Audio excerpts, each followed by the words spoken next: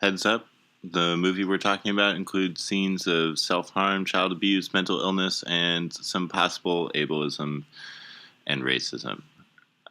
If any of this sounds uncomfortable, stop now. Thank you.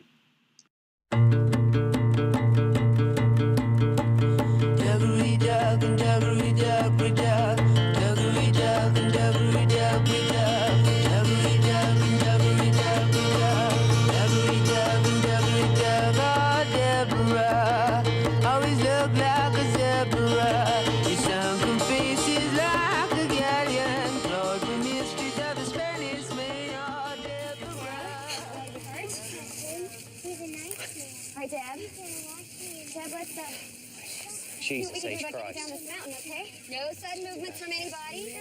Well, Dad, we're going to do everything real slow here, okay? He's going to watch me in the river. Dad, it's all right, Dad. Got it. He's going to watch me in the river. There we go. Look at Dad. Everything's okay. He's a nice one. Right. He's going to watch me in the Try to river. be real still for me. Nice and easy.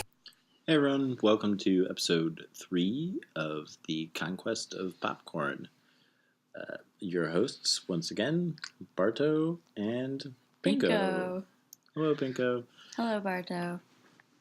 And hello, Penny. And hello, Penny. Penny's here. She's going to do her best not to bark. Someone might have the audacity to come in the building. Yeah. And she'll have to exert her strength. Yeah, she has to defend us. Yeah, she's a very brave dog. Yeah, but this week we're here to talk about one of my favorite horror movies over the past, many years. I think it debuted on Netflix originally. I don't know. It was pretty lackluster reception, but I freaking loved it and was genuinely terrified by it. It was really scary, but I also am a terrible judge of what's scary because I hate scary movies so much. They all scare me. I think the last horror movie I watched was when we watched It Follows, many last months ago. summer. Yeah. Yeah, and that one freaked me out a little bit too. It's not really a scary movie. I mean, It Follows is scary. There's some scary stuff in It Follows. Yeah. But this was pretty tame, though. This was a little more visceral. Of course, we're talking about The Taking of Deborah Logan, a found footage style horror movie documenting a PhD student's attempt to...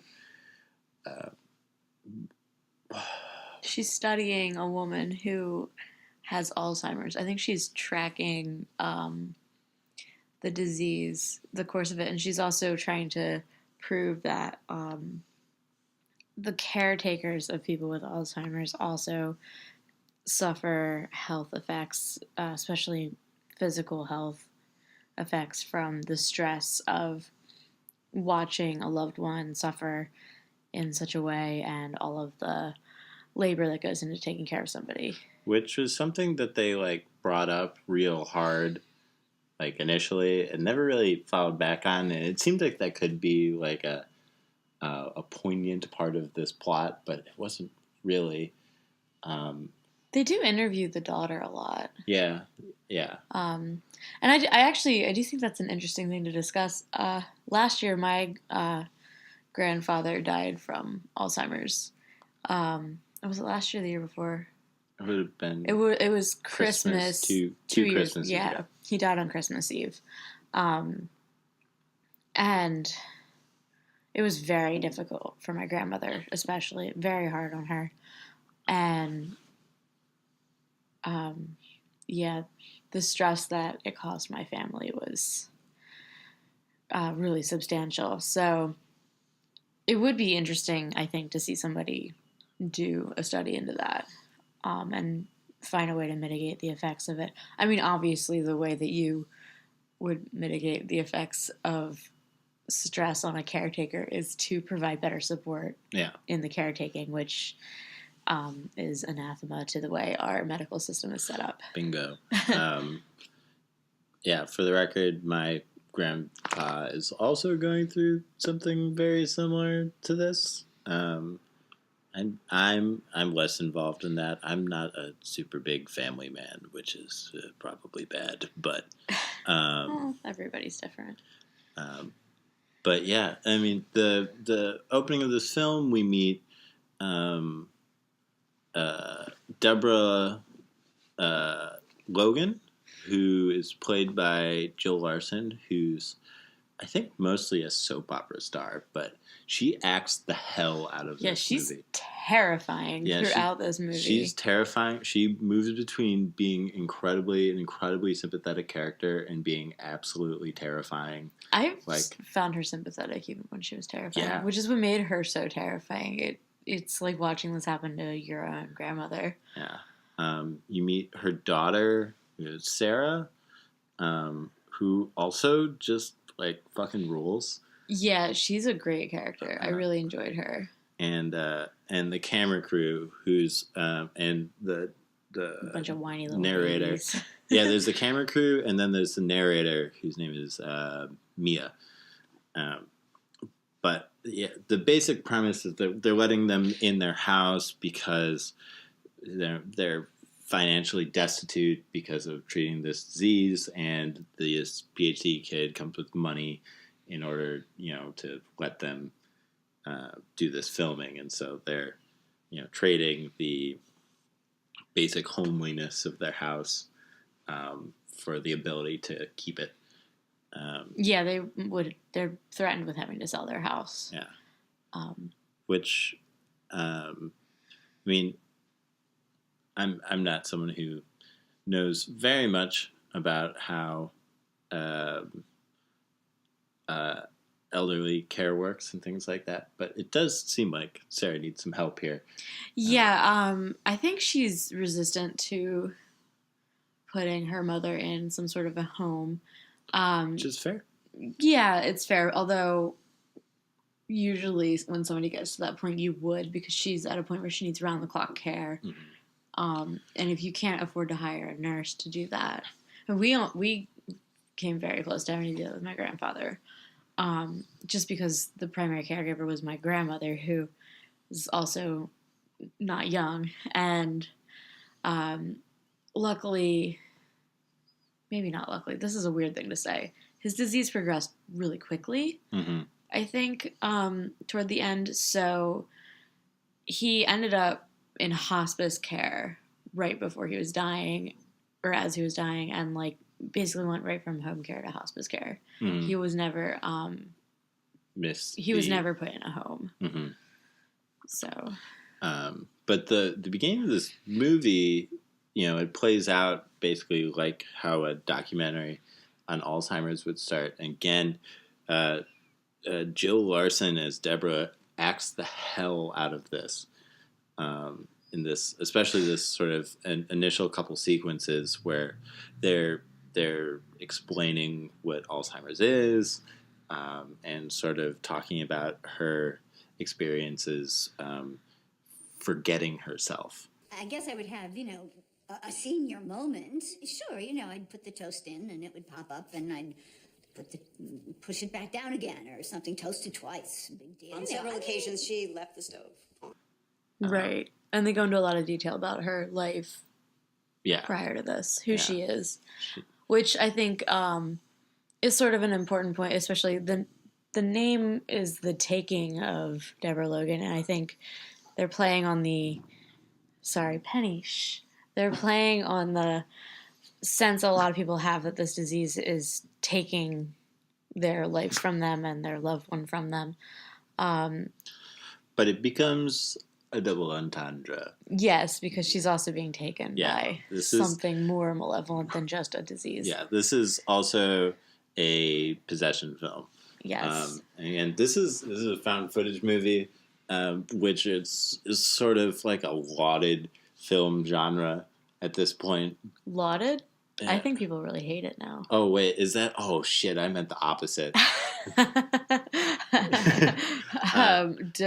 Yeah, Derided, maybe? Yeah, derided is fine. Is that That's how what you we're say going that word? to discover throughout this is just how much of a dumbass I am.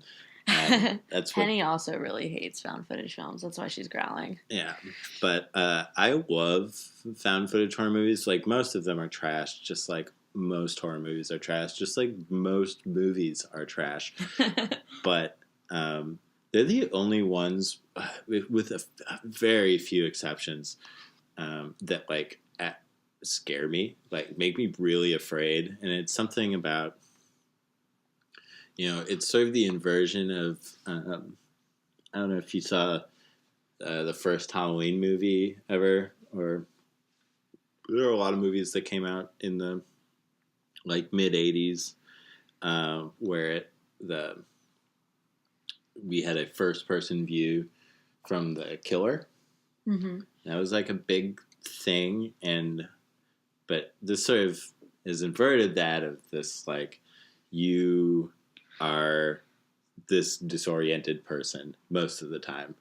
You're taking the role of someone who's terrified, and that makes me feel that much more terrified when I'm watching it.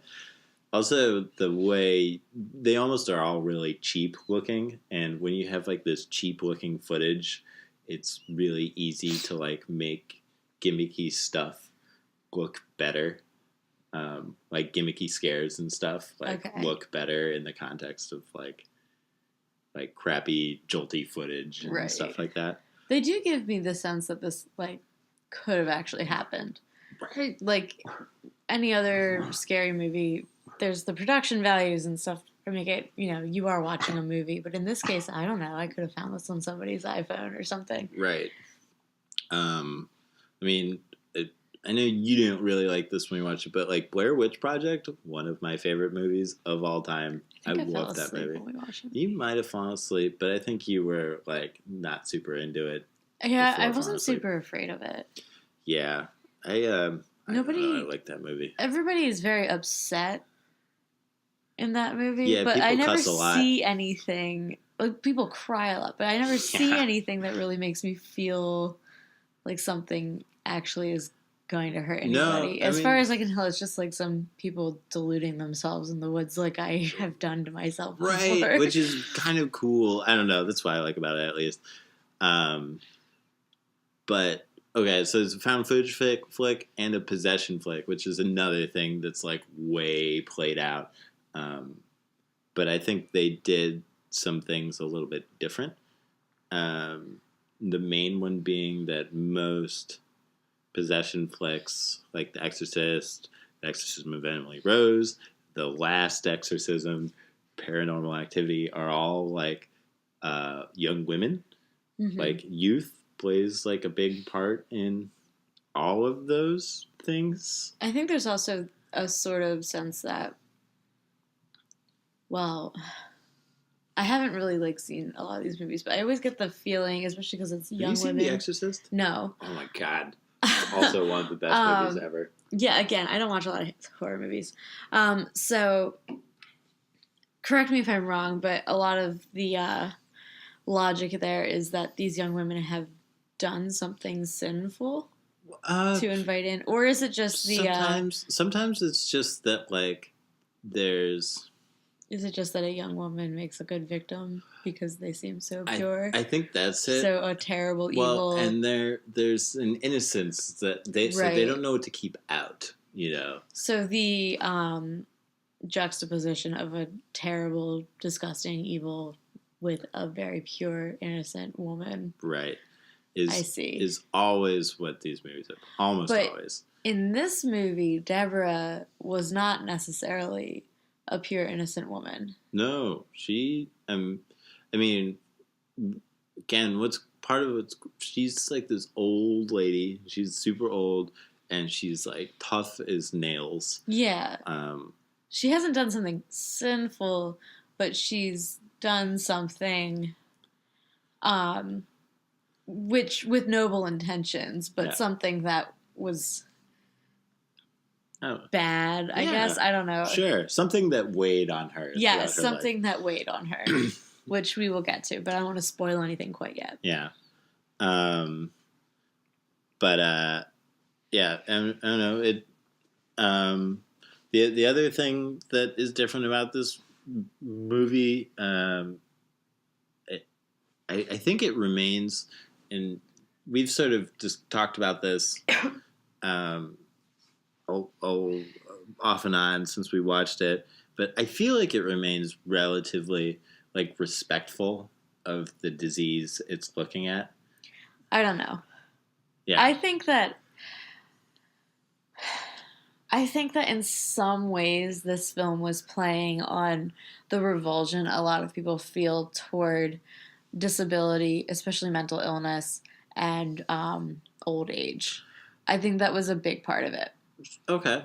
So, like the feeling a lot of us get, even though we don't necessarily want to admit that we get this feeling when we go to a nursing home perhaps, or somewhere where people who are severely disabled are being cared for, and there's this sort of sense of revulsion and fear and tension that I know. What are they going to do? Yeah, or just I think we as a society try so hard not to see things like that. Things like that are hidden away. Right. So when you see them and you're not used to it, it's scary. And also, I guess there's a fear that you becoming like that. Right. Yeah. It's something that I've had to work on myself, working with children with disabilities. I've gotten a lot better at it. But I did kind of, I will admit, we'll sit here and self-crit a bit that when I started out the career path that I'm going down, being around people with mental illnesses was a little bit unnerving sometimes. Now it's sort of like whatever. Yeah. At least with children. I don't know how I would really react with adults. I mean, so let's go through this a little bit. I don't want to just like burn through the entire plot and everything that happened. But, we start with meeting her, and we're walking around her house, and so we get our introduction to basically all the characters we have, and there aren't that many. There's the doctor, who's not really a major character in this, but she's a general voice of reason. There's Deborah and her daughter Sarah. There's Mia, and then we have I wrote down these people's names. What's his name? There's Lewis, who we only really see once, who's behind the camera for like 90% of the film, more than 99. We see him for like 2 seconds. And then the other guy, the asshole. And so we're going around the house, and this other camera crew guy is touching everything. He's poking, he's prodding, he's and not being very like polite to this person who's just welcomed them into their home. And we start to see, Hey, Penny. keep talking. We start to see this juxtaposition between that I think the movie does like really well and really intentionally, between the men and women characters in this movie. The host of the documentary, Mia, is like basically just giving tips to the men on how to like be respectful to this like proper older white lady and like not make her hate you. Yeah, she whispers to one of the guys to thank her for setting up a nice room for them to sleep in. Yeah, which is like, You should not have to be reminded that, but I mean, no offense to present company, but sometimes you boys forget things like that. I'm the worst too. Absolutely. I don't know. You've been nothing but polite when I've seen you around people, but... Oh, well, thank you. But, he becomes his Gavin. Gavin is his name. The toucher and Potter, the man who needs to be reminded to be like a nice guy. The boorish oaf. He becomes the first, I guess, victim of one of Deborah's outbursts, which is she's looking for a spade. Yeah, a gardening spade. Yeah, which we see her with earlier. Yeah, and it becomes important later. It does. But she's threatening him with a knife and chasing him around and screaming at him. And it doesn't necessarily indicate that there's anything more afoot than the progression of the disease that she's been diagnosed with. The spade that she's missing was in the freezer or something like that. She's, particularly aggressive, and it's weird. Yeah, and this is where I'm going with my critique of whether or not this movie has some ableist undertones, and I think it does. And it might. I think it does I'm because willing to concede this. we're very much playing on his. He's sort of like a hapless victim here, and she's an aggressor. And I think this is like this fear a lot of people have, like, what might a disabled person do to me? A person with a mental illness, what might they do to me?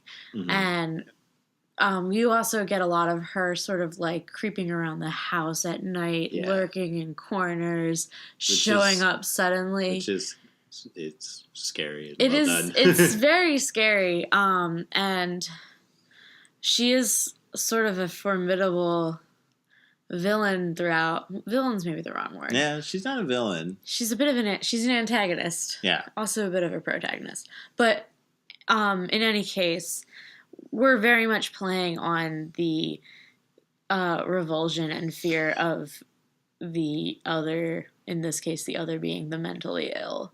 Sure. And I personally didn't like that very much. Well, I thought it was problematic. And so I sort of thought of this as we mostly have one character. And I know we're supposed to feel this way, but within the actual context of the film, we have one character who's really deeply afraid of her, and that's this Gavin guy, who's also supposed to be an asshole. He goes so far as to take a cross and place it on this window that this woman is obsessed with looking out because she thinks she's seeing a man standing outside. I'm getting chills talking about this movie. Yeah, this movie's terrifying. So he thinks that she's, I mean, it turns out he's right. She's demonic, but in general, assuming that somebody with a mental illness is possessed is, I mean, I've called certain Catholic leftists who will remain nameless out on this exact thing. Conflating mental illness with possession. Oh, the worst article ever. Yes, let's not go there. Okay. But, so placing your cross in this woman's path, pretty shitty in my opinion. No, yeah. And again, he's supposed to be a shitty dude. And she was completely unfazed by it. She just looks at him and says, "You're letting the heat out."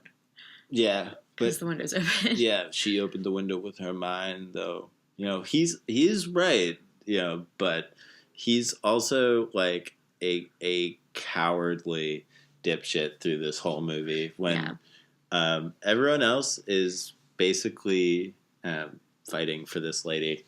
But yeah, we have this sort of progression of her kind of doing creepy things.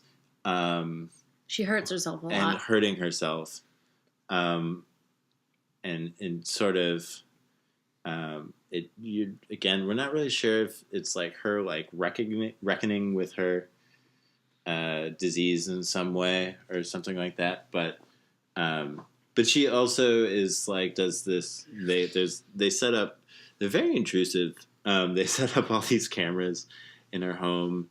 Additionally, there's a camera in her bedroom, which I think is weird. There's a camera in her bedroom. They do all these things where they're like kind of sneaking the camera into her bedroom a little bit while she's like chilling there. Yeah, I do have to wonder about what sort of internal review board would allow this paper to go on, this research to go on. Yeah, it's a little strange. Because informed consent is difficult with somebody in this woman's mental state. Yeah. Penny. But at one point, during one of her, she takes little night walks, and one of her night walks, she's like standing on, the ground in the kitchen, and then like a split second later, she's on the counter, and everyone's looking at it and trying to figure out how this could, what could happen. And again, it like looks really shitty, but also like it's very effective. I think it's it creepy. being very scary. Where was I going with that? You're talking about the cameras. Oh yeah.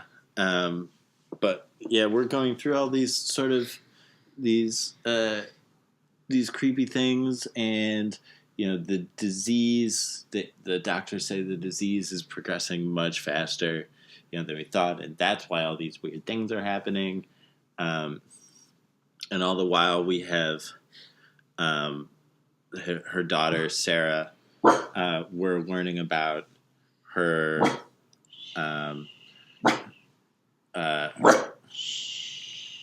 Penny. Quiet.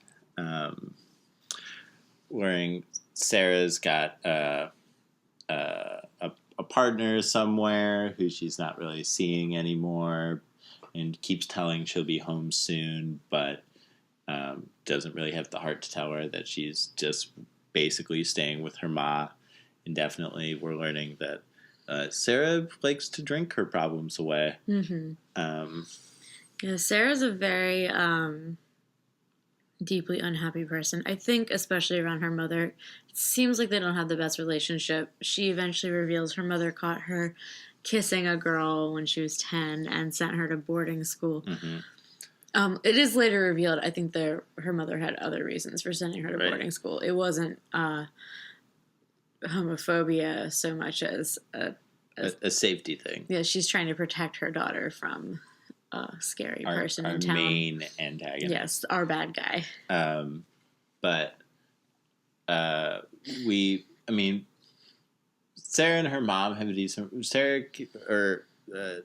Deborah keeps commenting on how it would be nice if Sarah wore a blouse or something like that. Mm-hmm. Sarah likes to wear just sort of button-up flannels and stuff like that. Yeah, flannel and jeans. It's like the best outfit. It is my favorite thing to wear. It is a great outfit. But yes, they have like a contentious but loving relationship, which is, it's like it's a good dynamic. But, Sarah's, watching as her ma progresses further, she starts to develop scales on her back and like these sort of weird things that don't really make any sense within the context of the disease, but the doctors keep saying like, oh no, it's the disease. No, it's the disease. People with this do get other like secondary illnesses. Like my grandfather got shingles. Really? Yeah, which was really painful. He was hospitalized for it. I had a buddy with shingles. He was 18. That does not happen to people very often. It was a weird thing. Yeah, but with older people who have Alzheimer's, shingles is not a surprising thing to see. Yeah. Yeah. The only other character that is appearing throughout this, besides our crew and this family, is this dude, Harris, who's the neighbor, played by Ryan Catrona, who is basically a nobody. There's lots of nobody actors in this. He's pretty unclear throughout the film. He's another person being like, everyone needs to leave Deborah alone. She's fine. I'll take care of her. If you need money, I'll sell my tractor, kind of thing. Yeah, I thought he was probably like a bad guy. He seemed like he was trying to isolate Deborah. Yeah. And I was really suspicious of him throughout. Yeah. At one point, he, things are weird at the house, and lots of creepy stuff is happening, and then Harris starts like shooting at the camera crew's car, not while anyone's in it, but he's firing at it, in a desperate attempt to get them to leave because he sort of sees them as aggravating this. And so again, one of the three men in this movie is just kind of an asshole. Yeah, the men in this movie are pretty useless. Yeah. The two camera dudes are just whiny and scared throughout. Yeah. And Lewis is okay. Lewis is okay, but he's still like he wants to quit when it's like the most important parts. Yeah. After Harris shoots up the car, Gavin, the touchy, whiny crew member, who's been a big baby throughout this whole thing, finally decides to leave and all that, but not before discovering that in one of Deborah's weird fits that she speaks French. Yeah, so actually I think we should backtrack a little. What? There's a few big events that we should really mention. First of all, in the backstory, Deborah, after her husband died, he died, right? It wasn't he left her, he died. Yeah, he died. She starts a business connecting calls. What is that called? She's like an operator. Yeah, she's a phone She's operator. a call center. Yeah, for like businesses in the area. And so because of this, she hears lots of things going on in town, and she keeps a lot of secrets. Yeah. So when they find her and discover that she speaks French, they find her in the attic using her old phone operating system and like speaking in tongues, basically, in this very, typical like Exorcist deep, raspy, evil voice.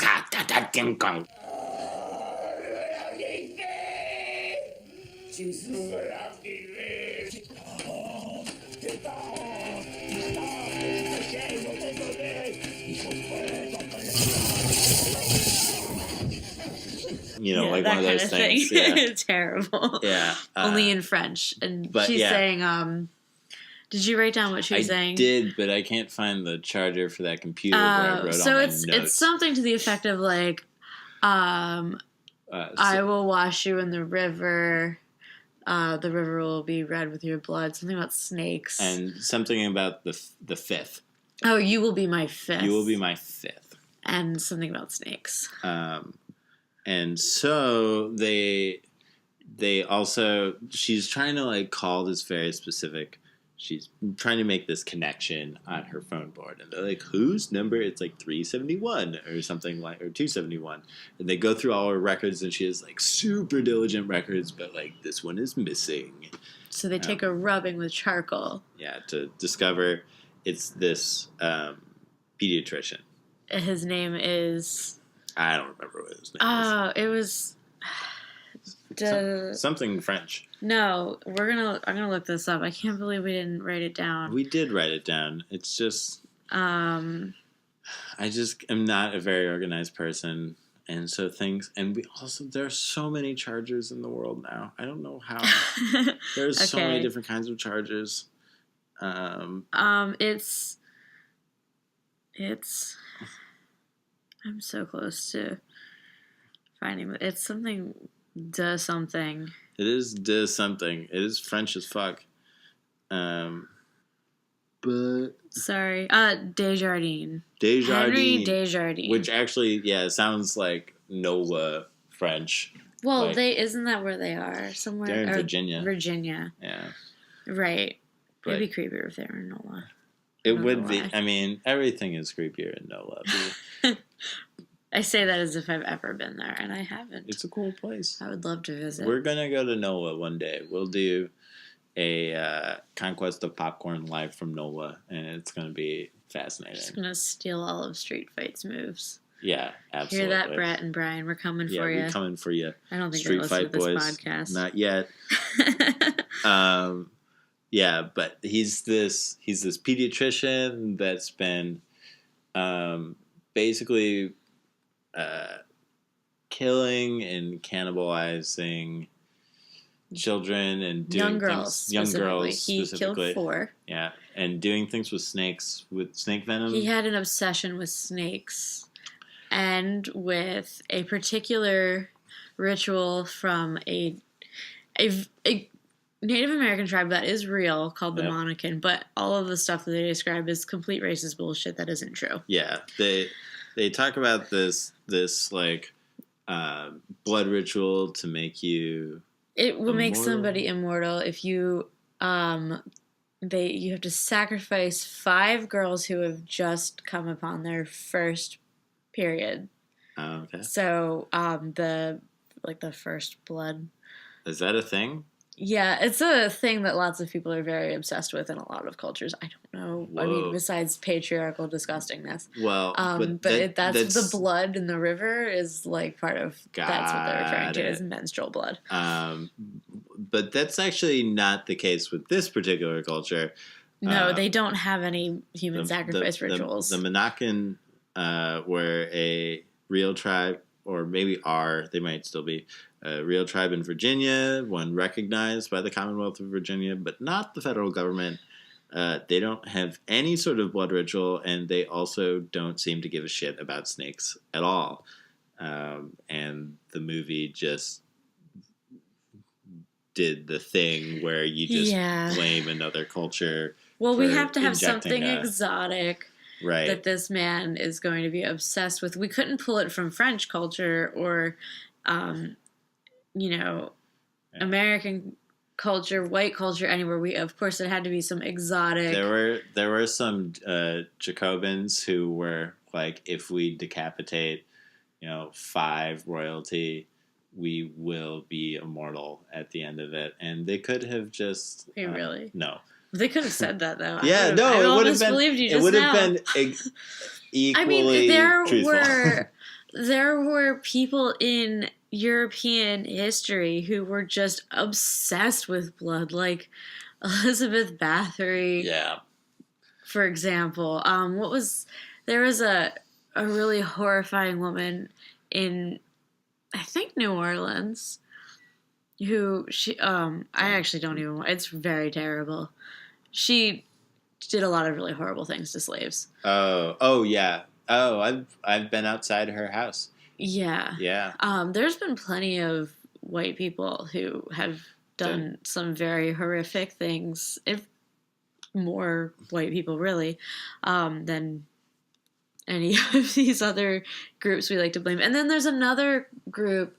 They go talk to an anthropologist to ask him about this ritual to try and connect the dots as to why Deborah is like obsessed with this man all of a sudden. And he talks about a woman in Africa. What country was it? I'm doing that. I think he was in Ghana. Yeah. So this anthropologist was in somewhere in Africa. I'm sorry, I forget the country. And a woman, her son died, and she was so distressed that she took on the characteristics of her son and did not refuse to, or she couldn't be cured of this until she was convinced to stop carrying the body of her son around by a witch doctor who burned the boy's body. And then she was released from this curse, is what they imply. Yeah. Or spiritual parasite is what he calls it. So the implication here being that they have to find Desjardins' body and burn it. Yeah. Because he's possessing Deborah. Desjardins. He went missing. No one knows if he died or fled. Some say he went back. Apparently he's from Canada. Right. Again, he sounds like he's from New Orleans. I don't know why they're trying to pretend like... he's French-Canadian. Yeah, he could be French-Canadian. That makes sense. But... we're just really putting a lot of terrible stuff on the good people of New Orleans. No, yeah. I love the people of New Orleans. I'm sorry, guys. I got many comrades in New Orleans. But Did you just count your friends from New Orleans to get out of this? Yes. Barto. But whatever the case, we start to we gain insight that she killed Deborah, Yes, protecting her daughter Sarah. because she heard on the phone line that That's Desjardins had decided Sarah would be his next victim. number 5. Number 5, the 5th one that he needed for immortality. Right. And so theoretically, Deborah was not being a homophobic mom sending No, her daughter. she was trying to get Sarah out of the grasp of Desjardins. Right. And so we discovered that Deborah and her buddy Harris buried this terrifying pediatrician alive. After she stabbed him in the neck with the spade. Yeah, with the spade. That was so important earlier. And so they decide they need to figure out, they need to find this body. And another big event that we didn't mention was first, one of the night walks that Deborah goes on, they find her digging in the woods. Oh, yeah. A second time, they can't find her, and she ends up having locked herself in the bathroom. Sarah's in the bathroom with her, and she has vomited dirt and earthworms everywhere. Huge amounts. Yeah. What a mess. So it appears that she was eating the earth while digging up this body. Yeah. Yeah, we don't know if she was like, well, so what I took that as is Desjardins had eaten the earth, being buried alive. Oh, I see. And, because that was a while ago that she had been digging. Those worms would be dead, but they were some wriggling worms on the floor. Right. But yeah, I think it was Desjardins. I took it to mean that she had gone back out and dug again. No, I don't think so. Because when they found her digging the first time, she hadn't gotten very far. No, she hadn't. But this time, she must have been successful. Yeah. Because... yeah, there were earthworms all over the floor. It was a big old mess. And we know that she was successful eventually. I thought that was signaling so we know when she became successful. Because we know eventually she has managed to recover the body because Sarah puts everything together, realizes they have to get this body, dig it up, and burn it. Yeah, so she goes out to the woods. I don't know... oh, so Harris tells her. Yeah, so basically Deborah is in this hospital and she gets up out of the hospital and she steals a kid. Yeah. The doctor and the camera crew find Deborah with this kid, and the kid's unharmed and everything's okay, and they get everyone back to bed and they keep Deborah in this hospital. But this time they lock her up, which is good. And the family keeps their daughter in this hospital. Yeah, which it is must be a really good hospital. The girl has some kind of childhood cancer. Yeah, it's a small town. There can't be that many near hospitals. I mean, I would go. Yeah, I mean, if they find her in like an abandoned wing of the hospital, they're standing in an empty dumbwaiter shaft, like just staring at a wall. Yeah, it's one of the most terrifying scenes in the whole movie. I was so upset by it. Oh, I'm actually getting chills thinking about it now. I hated it. Yeah, it was creepy. But they recover her, and then the neighbor Harris goes to the hospital, and we're not really sure what his motivations are again, and he undoes her straps and he's trying to get her out of there and rescue her. Well, but Deborah leans in and says, "Kill me," and he takes her at face value and picks up a pillow and tries to do it. And then I think he knows what's going on. And then, I think he does too. And then a TV flies off the wall and hits him in the back of the head. Before he expires, though, he gives up the ghost. Yeah, so he's in a hospital bed. Sarah bursts into the room, lying and saying that she's his daughter, and manages to get up close to him, and he whispers to her that her mother killed Desjardins, stabbed him in the neck with a spade, and then he helped her bury him alive. And he tells her where the body is. Yeah, so it's where she's been digging. Yeah, it's where she's been digging. So they go and they Sarah and Mia are just like digging, and we have this camera guy again who's coming like, guys, we don't even know what we're looking for. We don't know where it is, and Sarah and Mia are just like, we're just digging. We just gotta dig. Just shut up. Yeah, and it's again this further just like, shut the fuck up, dudes.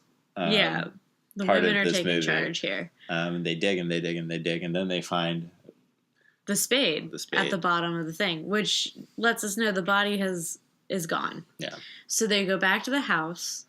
And Deborah's stashed it in. They know the it's in the attic. house somewhere. Yeah, so they're walking around everywhere trying to figure it out, and Sarah notices on the ceiling there's a body-shaped stain. Yeah, just like, It's disgusting. Oh my god. again, and they go up to the attic, and I hate this scene. It's one of the worst scenes. oh, see, I didn't think this was that bad. What? they, They're like- crawling around. Okay, you know They're what? crawling around an attic. Did you have an attic in your house when you were a kid? Absolutely not. I had one floor in a basement. Yeah. See, I had a wee house. see, you don't know terror. Because did you have a finished basement? No, Okay, you do know some terror. I do. Um, a little so terror. I grew up in this house. I'll show you one day. Actually, every house I've grown up in, we've had a creepy attic. But actually, at one point, the cameraman says white people in their attics. Oh, And yeah. I had to laugh because it's so fucking true. Yeah. But this house I grew up in, like from the time I was in high school, it was a Cape Cod. So the attic, like the entrance to it, is just like a door in my closet that you can just walk through. Oh, And if so there was any kind of draft, the it would just ghoul- blow the fuck open. the ghoul in your attic. Yeah.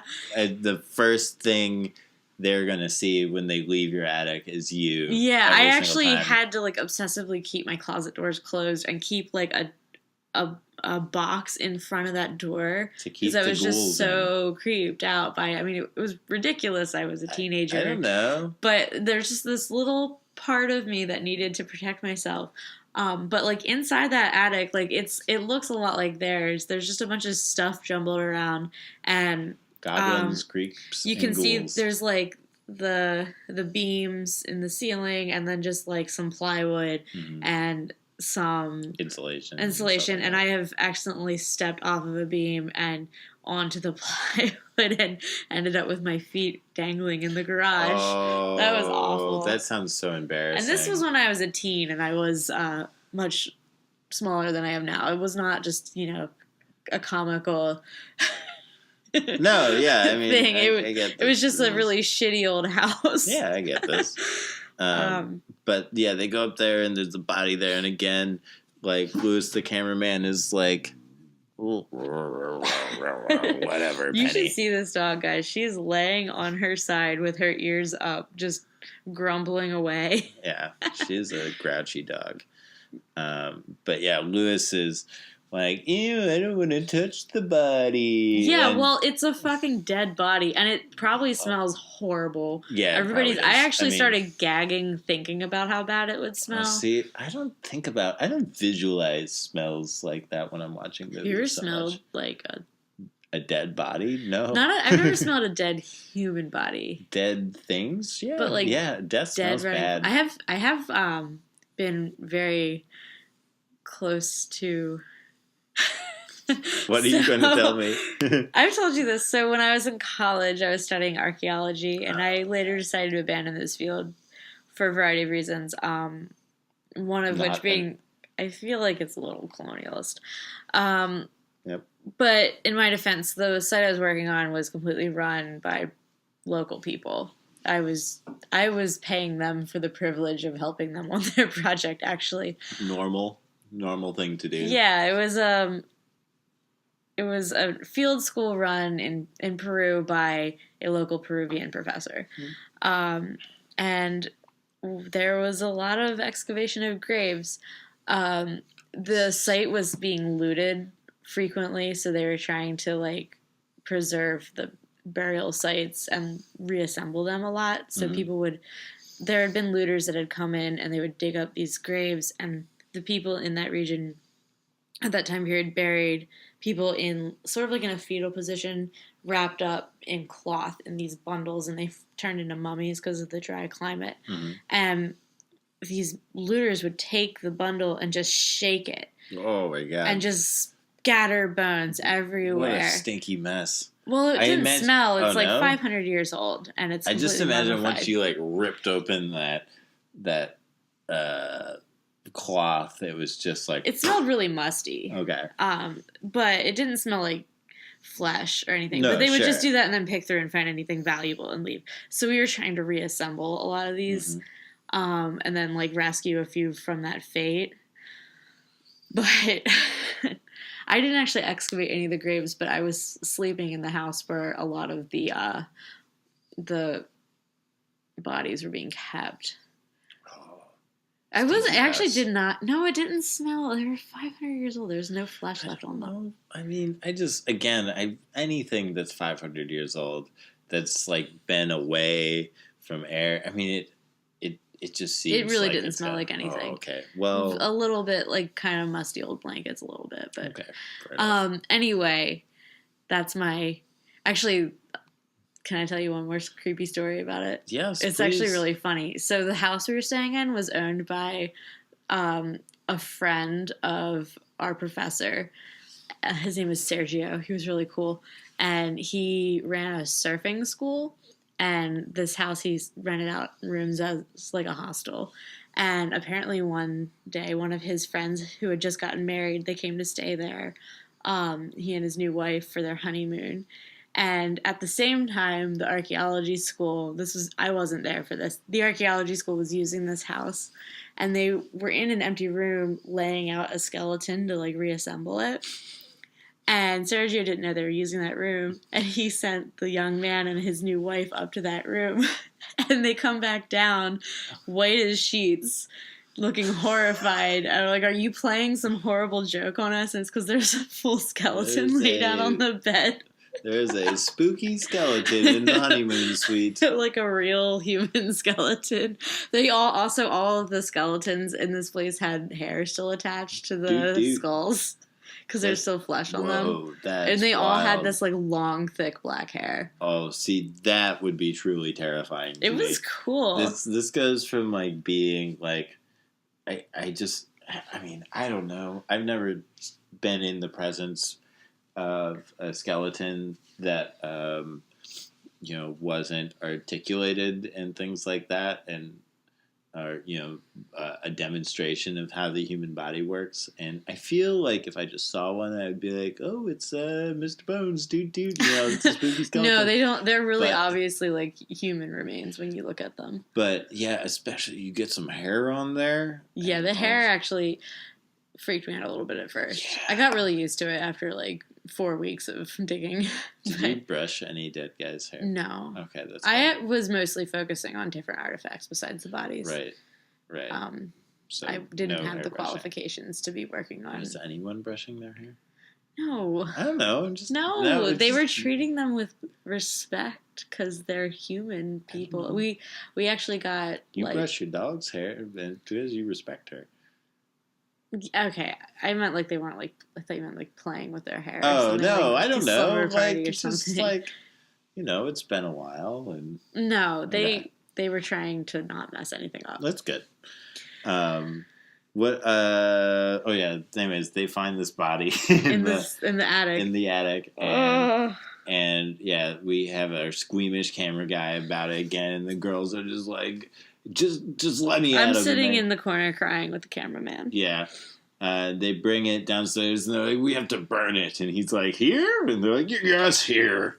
And And they put it in the fireplace. I don't know why they Well, didn't take it outside. I would before have gone they outside. even put it in the fireplace, it turns into a bag of snakes. Yeah, which than, I knew it was going to have snakes in it. And I was just waiting for there to be snakes in it. And, like, I've never really had a huge fear of snakes. But now, after watching this movie, I am so Fear fucking afraid of of snakes. Well, that shocked me as we were watching it, the snake, because snakes are just like especially asps. I think I go to like that scene in the first Indiana Jones movie where he's just like gets lowered into the room and there's just like snakes everywhere, and he's very afraid of snakes, and like as the audience, we're supposed to like think it's kind of funny that this That an guy archaeologist is afraid of snakes. well, and not only that, but this guy who's very afraid of snakes is like in this room filled with snakes. I've encountered so many snakes in the process of archaeology. Well, now would you be afraid of them as a result of the Taking of Deborah Logan?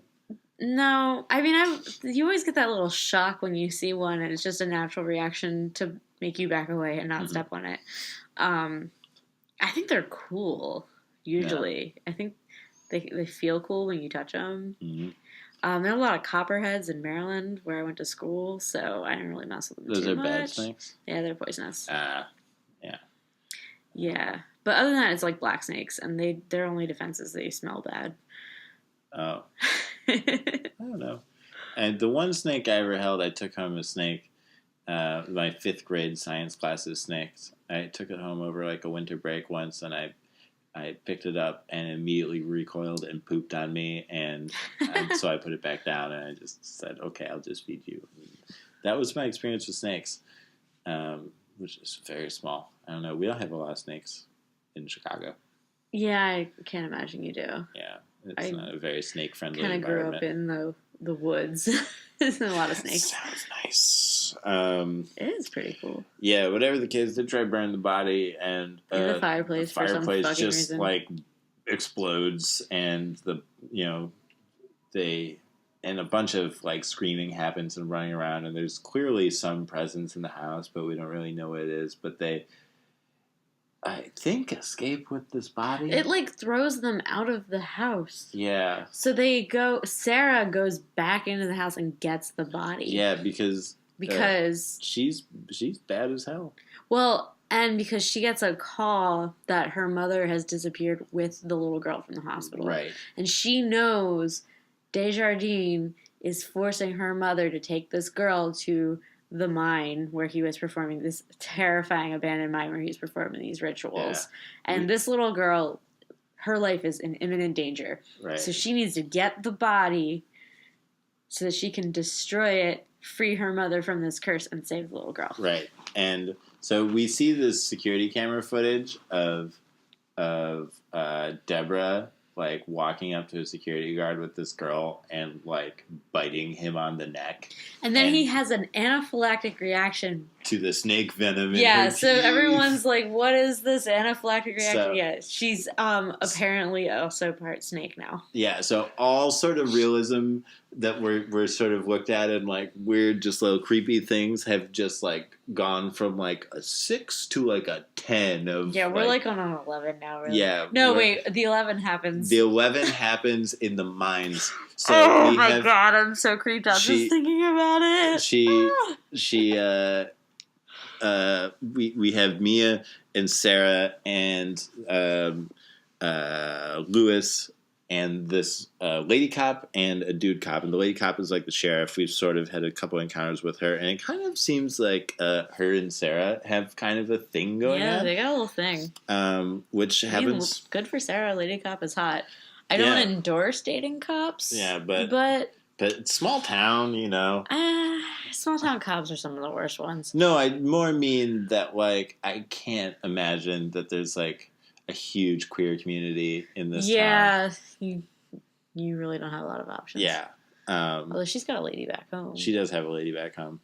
But they find Deborah and this daughter and this little girl who's unrelated to all of them, kind of walking. The little girl's name is Kara, I think. I think you're right. Yeah, we thought it was interesting that her name rhymes with Sarah's. Yeah. Oh, yeah, that's right. Yeah. We did find that interesting. And they're walking up on her when Deborah turns around and, like, spits venom at the dude cop. And so he has to go, and so does our cameraman, Lewis. Somebody has to take this man down the mountain. Yeah. I don't know why they can't drive him, but they can't. Yeah, they can't drive him. They need to take him down the mountain. Because he can barely walk. Yeah. So now we're down to just women. Yeah. They have an idea of where she's going. She's trying to get to these mines. So they're sort of following her. They get to this building where they're... It's the abandoned, like, mine processing thing. Or it's a mill, actually. Yeah, I think it's a mill. Yeah, there's a mill. The mine is named after the mill. It's right next to it. So they're looking around the mill, the old mill building. And the cop goes in first. And bad move.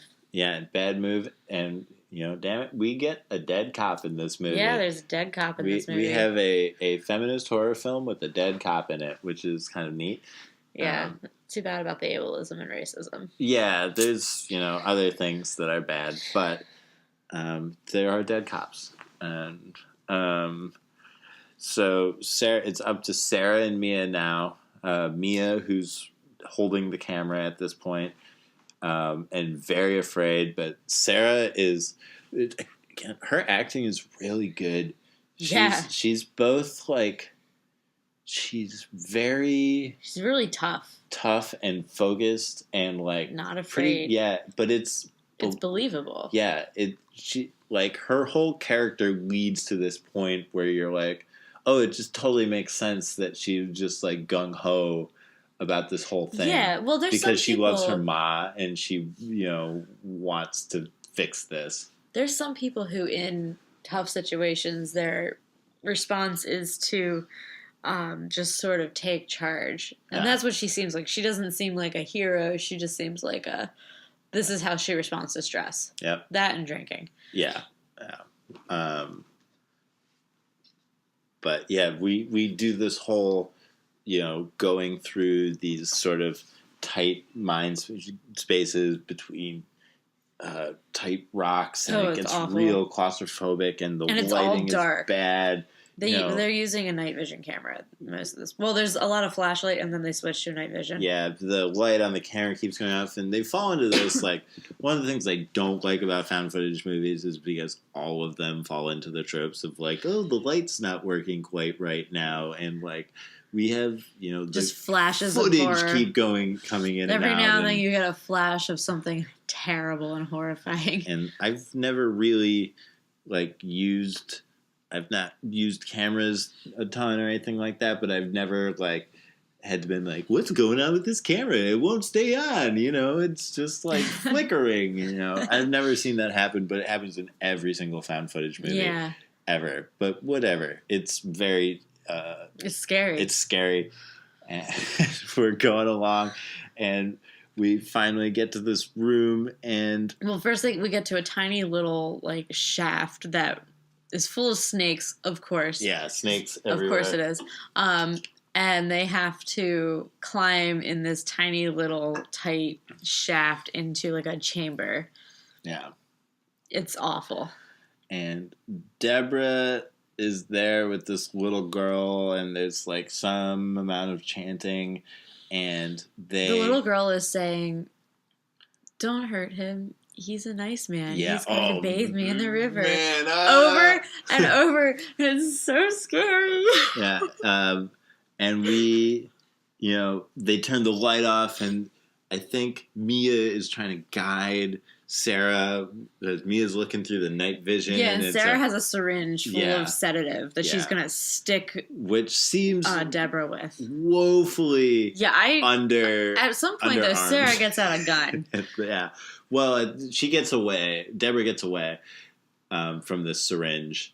And when we reemerge on her, at this point, she's gone. So I read some reviews of this movie, and like I actually was looking to see if anyone like wrote anything substantial about this movie, and no one has. But there are lots of reviews, and this is like the point where everyone either loves this piece of animatronics or whatever we're looking at next, or just absolutely thinks it's incredibly silly, and then we have you who just is... I just like wanted to start crying. It was awful. But we see Deborah opening her mouth. She's unhinged her jaw like a snake, and she has the little girl's head all the way up to her shoulders in her mouth. It's so awful. And oh my god. And when I saw it the first time, this is like the third time I've watched this movie.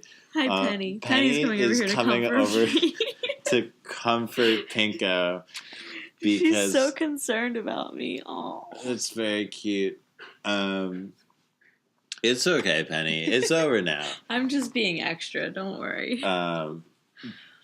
But yeah, we have like this gargling creature It's swallowing so bad. this little girl, and Ugh. I don't. Do they shoot at it? I don't remember if they shoot at it. Whatever the case, No. they It take would the be opportunity. so loud to shoot a gun in there. Yeah, that's what. Yeah, you as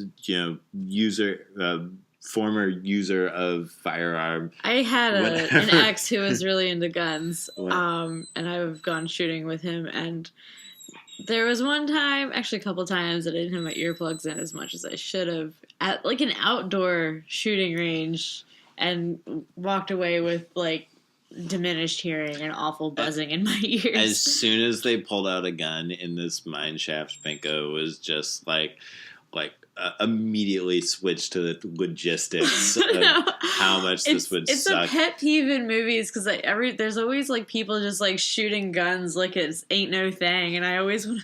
I'm like, it would be so like it hurts. It's painful when like you hear a gunshot up close and you don't have hearing protection, and then you spend the only TV show I've ever seen be realistic about it is Archer, where they like. Anytime somebody fires a gunshot in close quarters, all of them spend the rest of the day holding their ears and going like map, map, and then talking about calling their ear, nose, and throat doctors. It's the only time I've seen anything be realistic in media about how fucking loud gunshots are. I've never. The Wire does okay with that, but I should watch Archer. It's so good. But yeah, whatever the case, they like burn this fucking body up finally.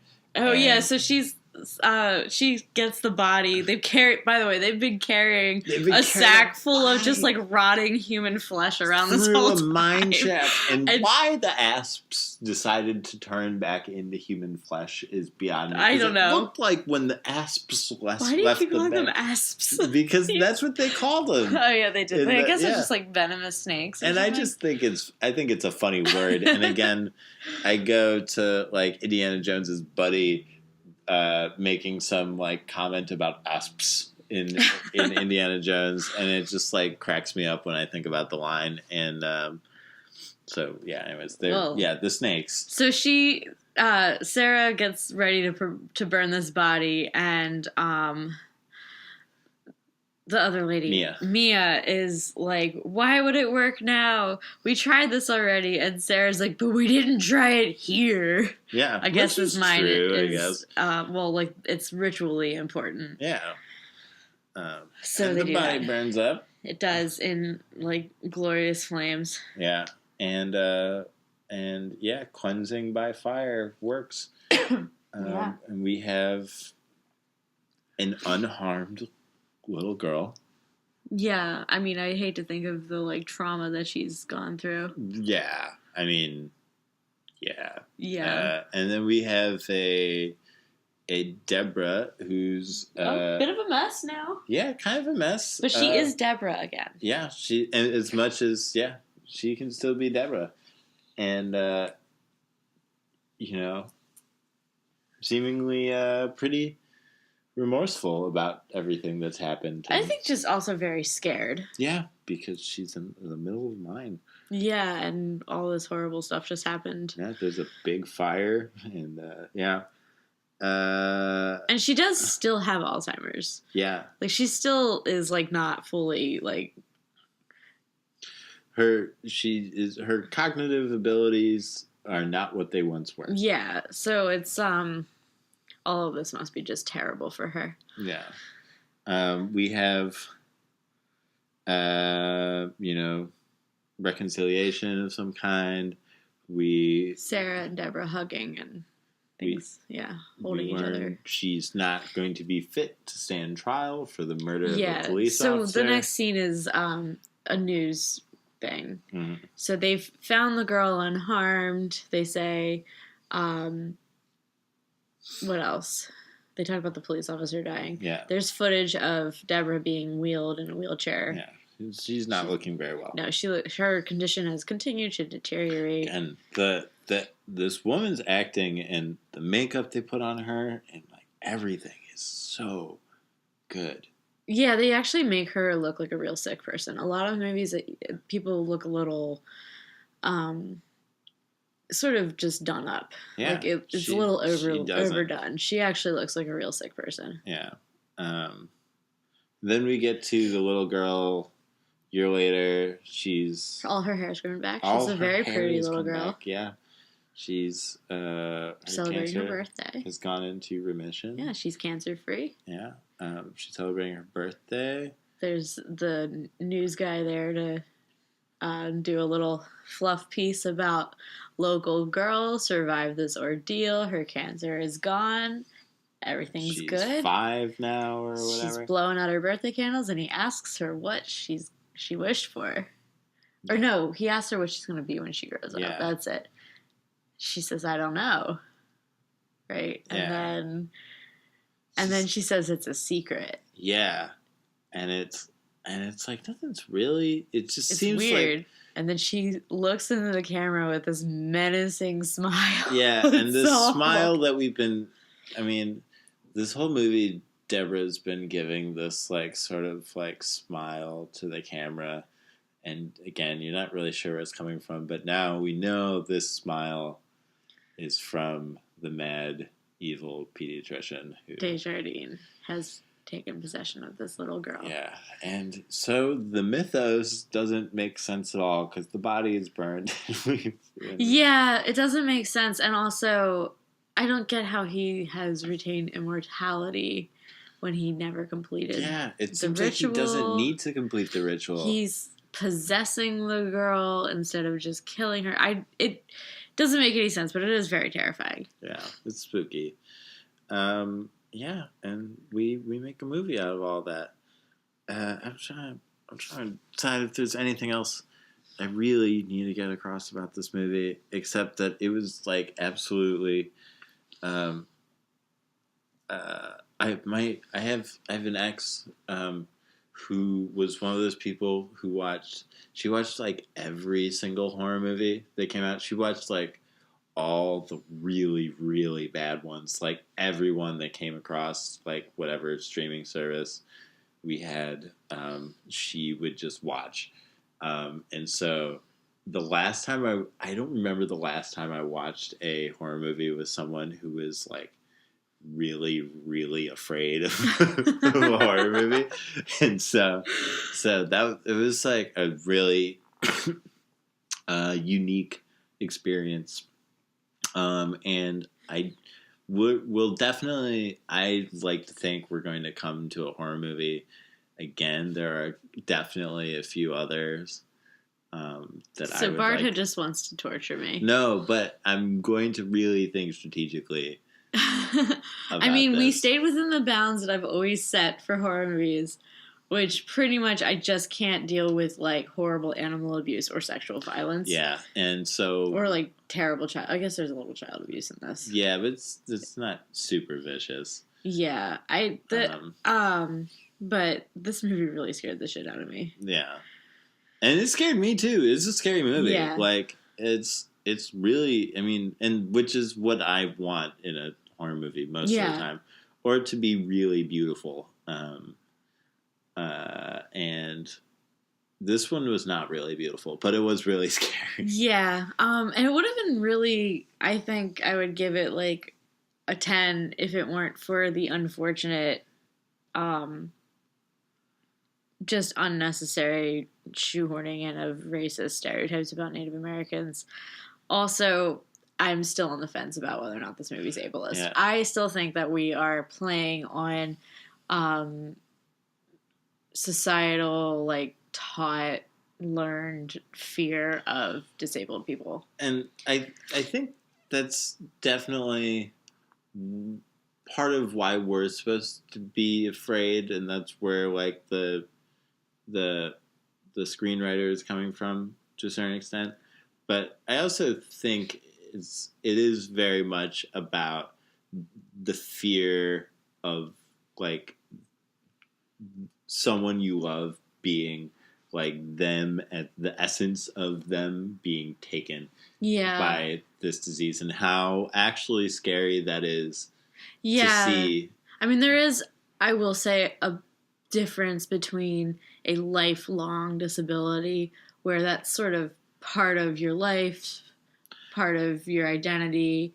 Most people I know who have disabilities say, or, you know, I'm a disabled person. If you were to change that, you would change like inherent part of who I am. Whereas with everyone I know who has experienced Alzheimer's or experienced the loss of a loved one due to Alzheimer's, it's more like something is being taken away from them. Right. It's, you know, it's terminal. They're dying from it. Yeah. So there's a difference there. Right. And I think that that's what is interesting about the particular way they chose to frame this. And, you know, there aren't too many other things, too many other diseases or that they could have done this with that I think wouldn't have been, you know, that you couldn't have played off as just like absolutely monstrous. And I'm willing to be, and I don't think your thought on this is like totally off base at all. But I think they toe the line pretty well. Yeah. I just think it's something to keep in mind while watching it. Absolutely. You know, this is a Lefty Film Crit podcast. Absolutely. I'm going to be nitpicky and unpack things. Yeah. I want to know where the fear is coming from whenever we watch a horror movie. Right. What am I afraid of here? Right. And you're absolutely right that as people, especially people that have been living in a world where we're, you know, have a little bit of conditioning to like fear. A lot of conditioning. Yeah. To fear mental illness and even physical disability. Yeah, and people who aren't neurotypical in general. Definitely that part of you comes out. Yeah. Maybe that's a big problem with the film. But overall, I think it was a really good film, though. Yeah. Well, movie. Film might be elevated a bit much. It's a good ass movie. It's not a fine film by any means. You have anything strong to add about that? No. Cool. I think so. Well, I think that went pretty well. Yeah. That was we should be. What else? What's going on? We also watched Mean Girls, so that might be coming up. Yeah, I think that's next week. We got right after we finished this movie, we had this, you know, like maybe we need a palate cleanser. Yeah, I needed to go to bed, but first I needed to watch a good old familiar comedy. Yeah, so we went with Mean Girls, which is an amazing movie. Yeah. And there's lots to unpack there, and so I think we're going to do that next. Yeah, so not to spoil it, guys, but but Mean Girls is coming. I think by the time this comes out, hopefully, Apple's not gotten back to me, but we should be up in the iTunes podcast area. It'd be cool if you rated us there, because I think that's the rating that matters. I mean, if you care about climbing ladders like Barto. Yeah. I don't know. It's cool. Like when we're going to start a podcasting empire. Look out, Chapo. We're coming for you. Yeah. How do I get some of that Chapo clout so I can get some of that Chapo money? I don't know. Frost Christman can eat their hearts out. Yeah. We're more interesting than that. Just slightly. But yeah. So we should be on iTunes soon. We're on SoundCloud, obviously. We're at popcorn_pod Mm-hmm. on Twitter. I'm Barto at @LBartoArmy. I'm Pinko at Pinko_snob. And this has been week 3 of the Conquest of Popcorn. See y'all later. See y'all next week, guys. Thank you.